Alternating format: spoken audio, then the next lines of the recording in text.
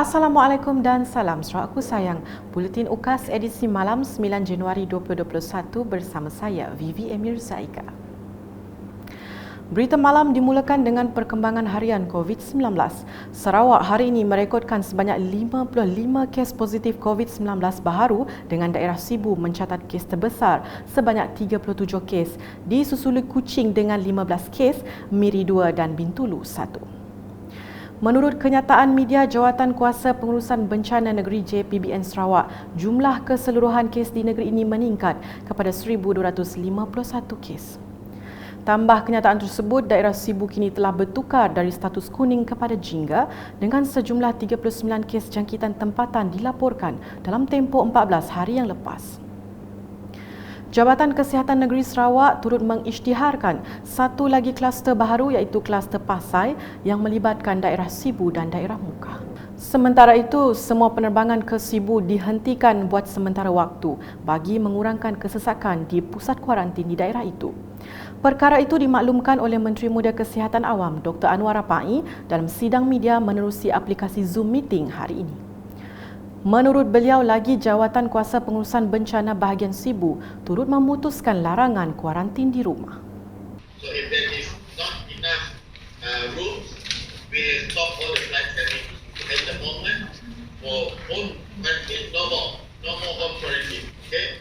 Then what I want the public to, because public I think worried that they are sending home, okay? Right? But no more, we are not sending back home anymore. Dalam pada itu, residen bahagian Sibu merangkap Ketua Jawatan Kuasa Pengurusan Bencana bahagian Sibu, Charles Siau memberitahu pihak PDRM telah membuat sekatan pergerakan serta-merta di simpang jalan masuk ke Rumah Langi, Pasai Siong melibatkan 8 buah rumah panjang susulan peningkatan mendadak kes di Sibu. Antara rumah panjang yang terlibat ialah Rumah Jelian Nayor, Rumah Ringgit Uncu, Rumah Langi Ambau Elias Douglas, Rumah Pom Maja, Rumah Nyanggai Alok, Rumah Jeram Ampin, Rumah Kelly Cudam dan Rumah Nyabong Ajun. Laporan seterusnya, sebuah jeti baru akan dibina di RC Pontun Wharf Temple Street, Sibu bagi menyelesaikan masalah yang sekian lama membelenggu operator dan pengguna di dermaga itu. Menteri Pengangkutan Sarawak Datuk Lee Kim Shin berkata, pembinaan jeti yang menelan kos sebanyak RM865,182.75 itu akan memakan masa selama 6 bulan untuk disiapkan. As promised, I am very glad to announce that for a long-term solution, a new jetty structure is to be built at the existing RC Pontun Wharf Temple Street, Sibu. The appointment of consultant and tendering process for the appointment of contractor have been done in accordance with the procedures by Sarawak Rivers Board. The duration for the contractor to complete the work is 6 months. A temporary solution, all kapal Bandung will be relocated to berth at RC Burong Apo Cargo Wharf for loading and unloading activities. In this regard, I am glad to witness the handing over of letter of acceptance to Syarikat Shah Permata, the appointed contractor to implement the said works.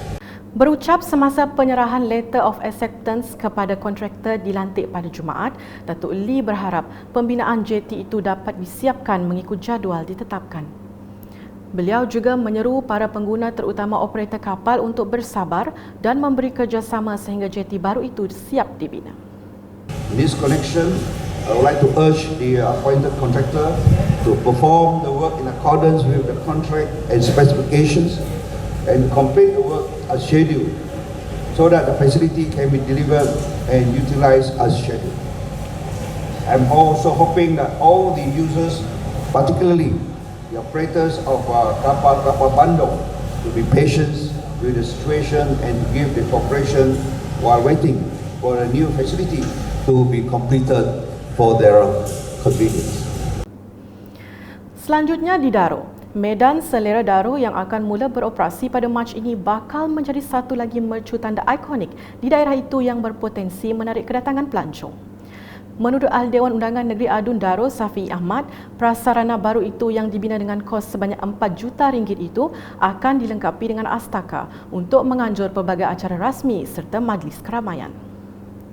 Katanya sebanyak RM450,000 kos tambahan diperuntukkan bagi membina astaka tersebut, termasuk menurap keseluruhan kawasan berkenaan bagi melengkapkan medan selera itu nanti. Kita mengucapkan banyak terima kasih kepada Yang Berhormat Ketua Menteri kerana ketika saya bersama dengan pihak Majlis Daerah Matu dan Daru dan Pegawai Daerah Daru mengadakan kunjungan kepada Yang Berhormat untuk mengukuhkan permohonan bagi kita melaksanakan projek ini. Beliau telah meluluskan peruntukan sebanyak RM450,000 yang kita mohon untuk melengkapkan medan selera ini. Jadi alhamdulillah hari ini kita telah pun mengadakan majlis serah tapak dan kita harap projek ini dapat disiapkan dengan secepat yang mungkin.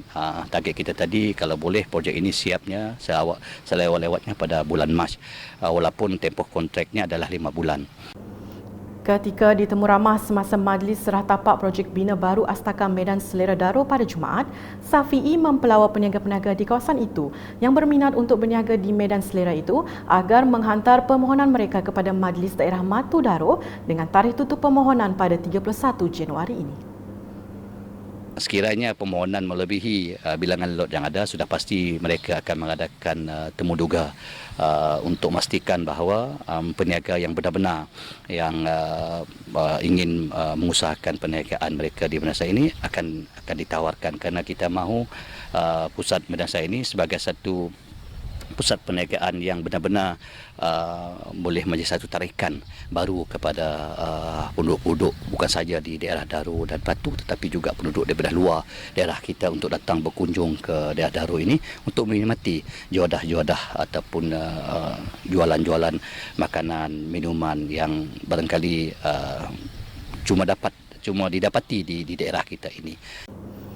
Berita seterusnya, masyarakat pelbagai kaum di Simunjan perlu terus mengekalkan tali persaudaraan dan keharmonian yang telah lama terjalin. Ahli Dewan Undangan Negeri Adun Simunjan, Aula Idris berkata, setiap agama dan kepercayaan sangat menekankan kepentingan menjaga silaturahim bukan sahaja sesama ahli keluarga, malah sesama manusia. Menurutnya, keunikan perpaduan yang ada di negeri ini perlu dikekalkan melalui pengukuhan tali persaudaraan sesama kaum dan agama.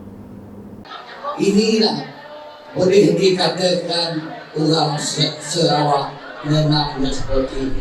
Di mana saudara menu kita dengan pakaiannya tadi di atas kepalanya uang ulu, di bajunya Melayu, di sampingnya India dan pasangannya pun walaupun Ibrahim, pasangan Ibrahim tetapi berbaju India. Inilah salah satu daripada budaya yang ada di Sarawak yang harus kita tekankan untuk selama-lamanya.